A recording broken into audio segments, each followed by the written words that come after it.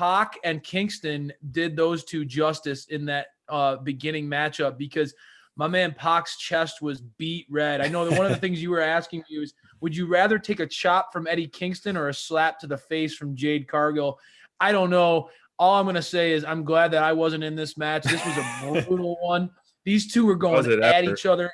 And you know, and if you're a longtime fan of Dynamite Download, you know Pac is my favorite wrestler in the whole world. So seeing him get into this matchup and finally getting his hands on Kingston was exciting for me as a fan. What I'm going to say about this match before I toss it over to USPD for your elite or delete of the moment of the night, I loved seeing Pac's urgency. He always brings this sense of this intensity and urgency to every single match he's in, but it was that much more in this match with Kingston. And I think when you have that, especially given how heated this feud has been, it just felt right. As a fan, it felt right. It felt like the animosity, the anger, the intensity of the match fit the emotions of the build to this point.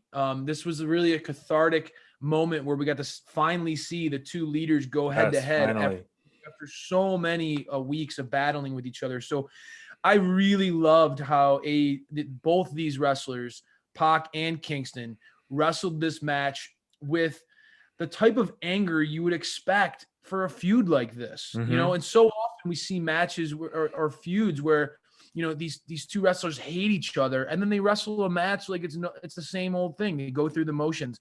This was not that, was it? Oh, it was far from that. I mean, it was a perfect way to start the show, honestly. You know, I loved how they piggybacked on the Road 2 specials and showed some of the promos that they were doing on the Road 2. And just those, like I tweeted out earlier, like watching that Road 2 really gave me chills and excitement for this match even more.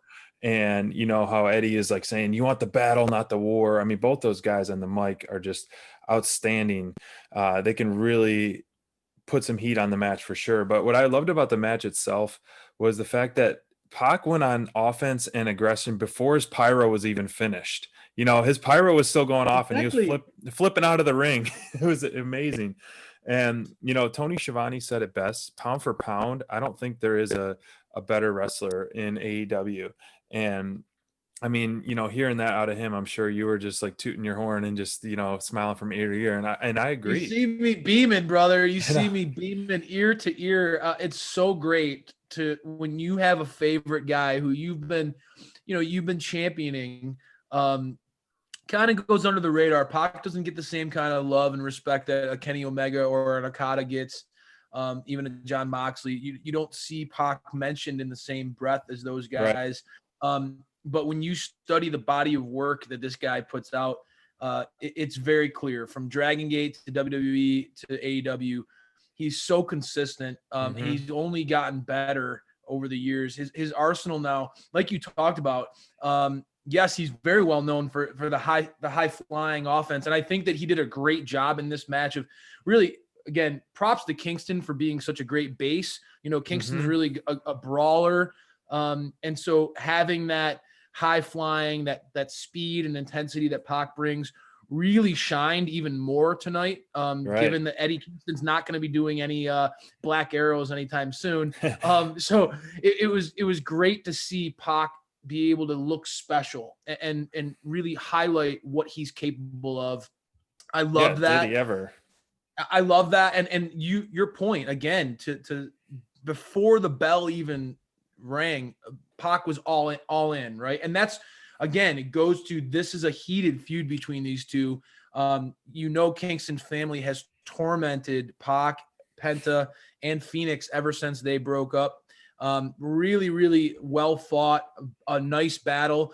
I know that you were really into Kingston's chops. His offense tonight was particularly hard hitting, but it just it was not enough to beat I agreed with Tony Schiavone. I loved it when he said that. I tweeted it right away. I thank you for offering this man the praise he deserves. It just did not stack up against Pac tonight.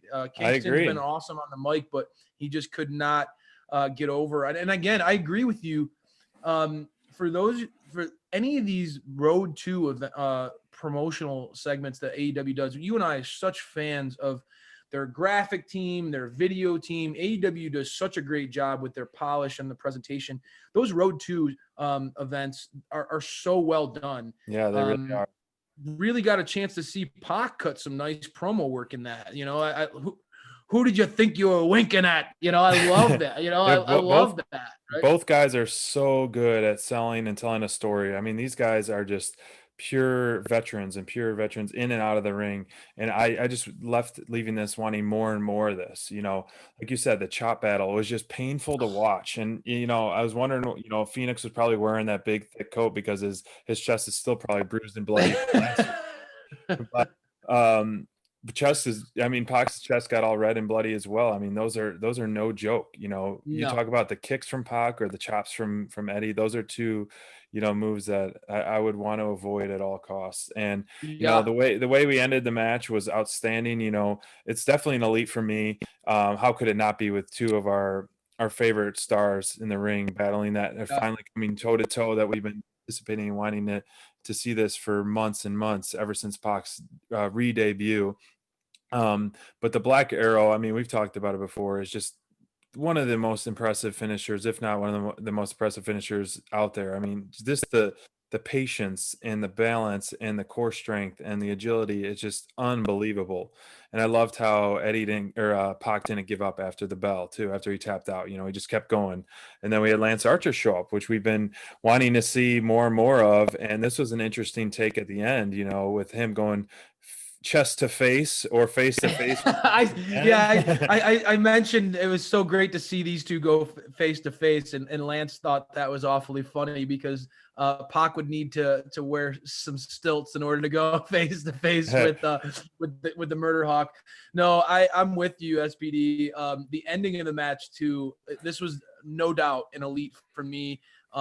Quite honestly, Pac, even though it was the opener, this match lingered with me throughout the rest of the night. Really, they set the bar high. It set the bar so high, and you mentioned, you know, it was hard to follow this. I think the show had a hard time, you know, getting its legs underneath it after seeing such an incredible battle these two put on, and I think that this Pac versus Kingston. That whole group with the Death Triangle versus Kingston's family with the Murder Hawk kind of thrown in there, that is not done. That I hope clearly it's not. Saw at and whether it's between Pac and Lance Archer, which we love here at Dynamite Download, we love that the potential those two could have together. But even with the ending of this match, right? This could have been a blow-off match between Kingston and Pac. I don't see that happening. Pac won. Right.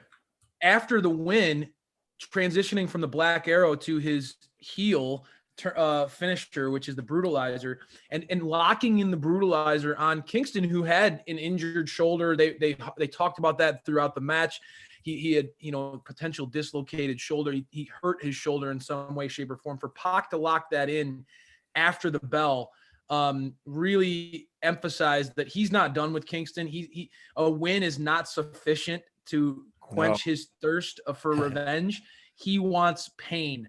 And so I think that Pac, with that mentality, and what a visual that is, Eddie, like, that's great by Eddie. But what a visual that is.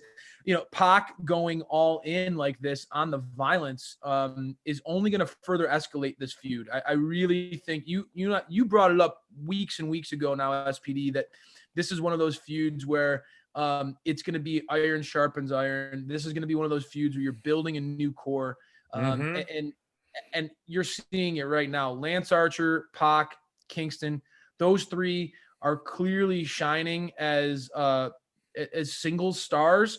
I think that a potential triple threat between those three would be an incredible match. That would be, for sure. And then you're seeing, you know, on the sidelines, I also want to, while we're talking about it, before we transition to the next matchup, I really liked what we saw out of Butcher, the Blade, and the Bunny at ringside. I think that, you know, what Bunny, we've talked about this with past moments with Butcher and the Blade, Bunny playing that, you know, that nasty, sadistic heel manager on the outside, raking Pac's eyes, laughing maniacally.